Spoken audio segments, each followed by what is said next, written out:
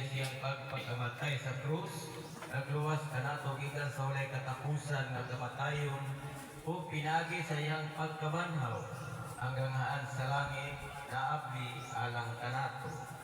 Magambusat kita alang sa atong igsuon nga siya punta makaambit na sa kadaugan ni Kristo, ug magambusat kita alang sa atong kaugalingon. Naunta ang Dios maghatag kanato sa kasa sa iyang mahigugmaong kahupayan.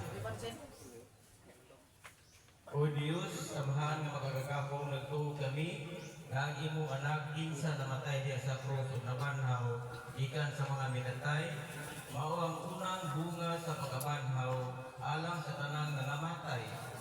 Nangamuyo kami alang sa maigsuon nga sibilisidad kinsa may pahulay na diya kag Kristo. Inatunta na makaabit na siya sa alipay sa iyang pagkabanhaw.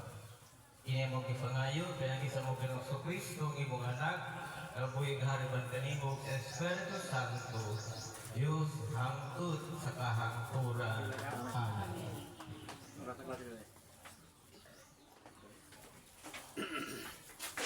Palihog sa paglingkod alang sa mga magbasa. Ang pagbasa gikan sa basahon ni kinaadman.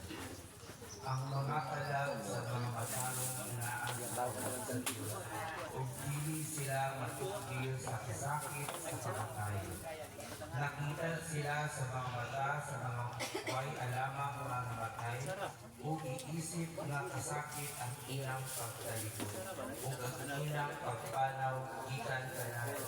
Yun ang huna nga lulod karaglagan, apan anaa sila sa kalimot. Higpisan at ubangan sa katawhan, ingon at antos sila mga kasakit, apan ang ilang paglaong dili kayod namatay. Bisan diha sa kadiyot, ihasong sila, apan diha sa daghan, gipananginan sila, kay gisulay sila sa Dios, ug nakita niya nga angay sila kaniya. Ingo bulawat diha sa suhasan, gisudan sila niya, ug daw sakripisyong hinurot, pagsulong iya silang gidawat. Sa panahon nga sila tuawon, usidlak sila. Ang nagsalig kaniya makasapot sa kamatuguran, ug ang mga matumanon magpagilin uban kaniya diha sa lupa. Kay ang grasya ug ang kaluoy ilaha sa iyang mga wala. Ang tulong sa Ginoo. Salamat sa Diyos.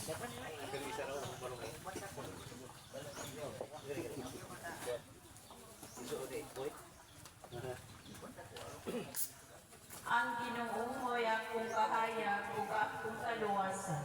Ang Ginoo mo'y akong kahayag ug akong kaluwasan. Ang Ginoo mo'y akong kahayag ug akong kaluwasan. Kinsa may akong kalisangan. Ang Ginoo mao'y dalampanan sa akong kinabuhi. Kinsa pa may akong kahadlukan. Ang Ginoo mo'y akong kahayag ug akong kaluwasan. Usa ka butang ang akong ipangayo sa Ginoo. Kini mao ang akong ipangita, ang pagpuyo diha sa balay sa Ginoo sa tanang mga adlaw sa akong kinabuhi, aron makasuko ako sa kahiligugmaon sa Ginoo ug makapamalandong sa iyang templo. Ang Ginoo ay akong kahayag ug akong kaluwasan. Patalinghugi o Ginoo ang tigong sa akong pagsangpit. Kaluy ako o tubaga ako. Ikaw, o Ginoo, ang akong ipangita. Ayaw tagain. Tagui ka nako ang imong naon. Ang Ginoo ay akong kahayag ug akong kaluwasan. Ituuhan ko nga makakita ako sa kaayo sa Ginoo. Diha sa yuta sa mga buhi. Paapunta sa walay kahadlok ang Ginoo. Malig-on sa kasing-kasing, paabuta ang Ginoo. Ang Ginoo ay akong kahayag ug akong kaluwasan.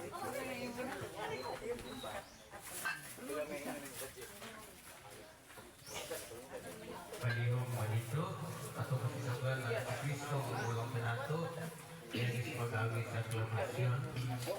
Ang mga pulong mo, O Ginoo,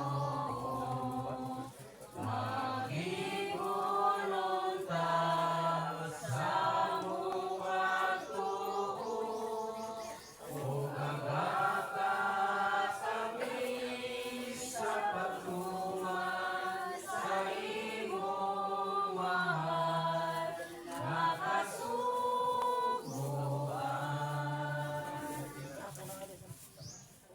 Ang pagbasa sa Santos Ebanghelyo sumala ni San Lucas.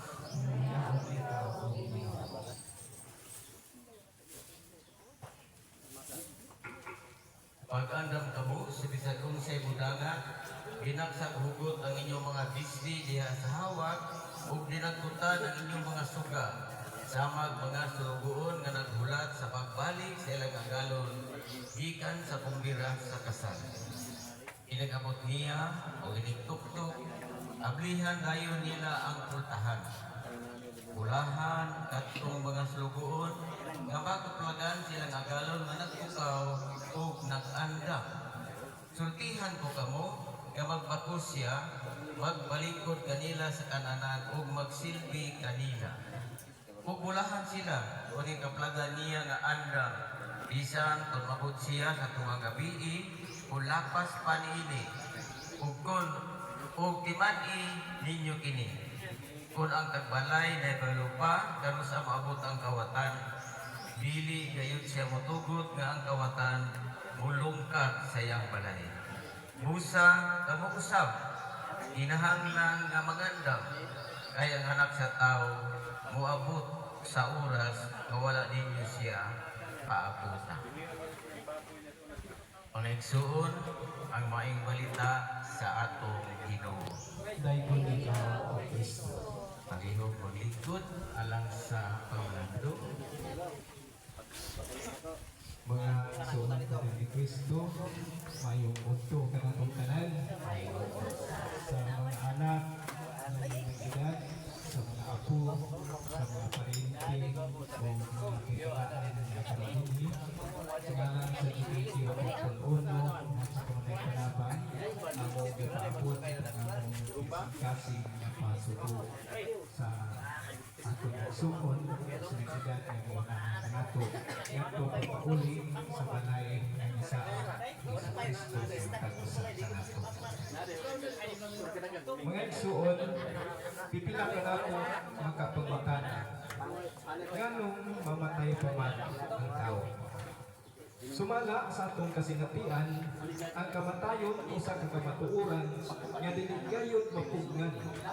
Mapalungkad nato ang atong kinabuhi pinagi sa mga bag-ong teknolohiya o mga medisina apan dili gayud kita makapugong sa kamatayon.